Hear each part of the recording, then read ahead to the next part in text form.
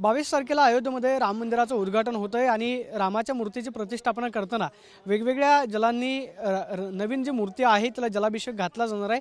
मात्र सगळ्यात महत्त्वाचं म्हणजे महाराष्ट्रातल्या शेतकऱ्यांकडून जवळपास 35,000 शेतकऱ्यांनी आपल्या विहिरीतलं जल जे आहे ते तयार जे जलाभिषेक घालण्यासाठी जल जो आहे ते अयोध्येला पाठवलेलं आहे आणि आपण पाहतोय की हे जल सध्या अयोध्येमध्ये पोहोचलेलं आहे।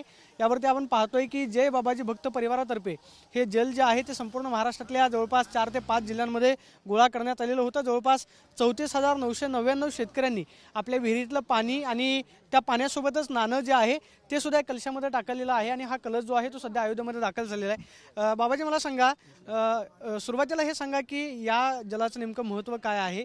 जवळपास 34,999 शेतकऱ्यांनी हे जल गोळा केलं। या जलाचं महत्त्व म्हणजे असं की 34,999 शेतकऱ्यांच्या विहिरीचं हे जल आहे। परमपूज्य बाबाजींच्या आदेशानं ते सर्व एकत्रित झालं आणि ते एकत्रित करून परमपूज्य बाबाजींनी आपले नवनाथ नागेश्वरानंदजी महाराज शिवांगोलगाव आहे। मला सांगा, हे जल जे आहे जवळपास 34,999 शेतकऱ्यांच्या विहिरीतलं पाणी आहे, हे किती दिवसांपासून तुम्ही गोळा करत होता? आम्ही जवळजवळ 2 महिन्यापासून हे गोळा करतोय। जनार्दन स्वामी मौनगिरीजी महाराज एक महाराष्ट्रातील एक विद्वान संत होते, ज्यांनी 16 वर्ष खडतर तपश्चर्या करून या कार्याचा उगम केला व त्यांचे उत्तराधिकारी म्हणून महामंडलेश्वर स्वामी शांतिगिरी महाराजांनी जनार्दन स्वामींच्या 34व्या पुण्यस्मरणामध्ये सर्व भक्तांना आव्हान केलं का प्रत्येक गावातून कमीत कमी 34 विहिरी, तर असे म्हणजे किती 1000 गावं आम्ही त्यामध्ये ॲडजस्ट केले आणि प्रत्येकाचं हे जल एका मोठ्या भांड्यामध्ये ठेवलं आणि एक एक कलश घेऊन आम्ही आजपर्यंत आलो आणि प्रत्येकानं बाबाजीने एक आदेश केला की एक नाणं प्रत्येकानं त्या ठिकाणी पाठवा प्राणप्रतिष्ठेसाठी। नाणं आणि पाणी हे दोन्ही गोष्टी तुम्ही आज अयोध्येमध्ये घेऊन आला?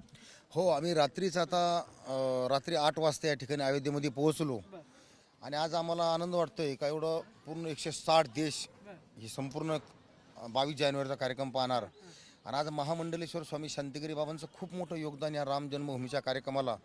ज्यावेळेस ही प्राणप्रतिष्ठा होणार तर संपूर्ण भारत देशातून जे निधी आला तर आज मला आनंद वाटतो सांगायला संपूर्ण महाराष्ट्राला का जवळजवळ जे बाबाजी भक्त परिवारानं 32 लाख रुपयाच्या पुढं निधी या मंदिरासाठी देण्यात दिलेला आहे आणि आज हे जल आम्ही घेऊन हे 34,000 विहिरींचं पाणी तुम्ही घेऊन आलात अयोध्येमध्ये, आज आल्यावर आनंद वाटला? हो, एकदम आनंद वाटतो आम्हाला। इतकं भव्य दिव्य वाटतं, एकदम उत्सव।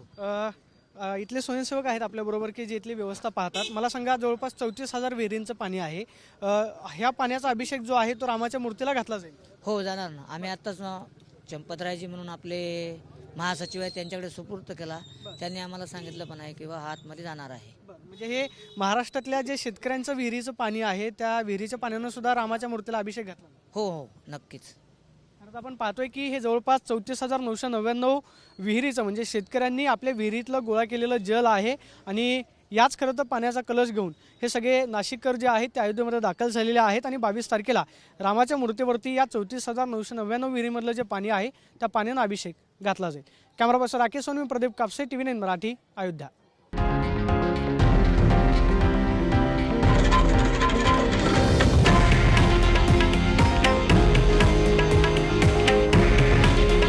हे आहे देशातील नंबर 1 न्यूज नेटवर्क आणि आपण पाहत आहात TV9 मराठी। काळजी तुमची, हित महाराष्ट्राचं।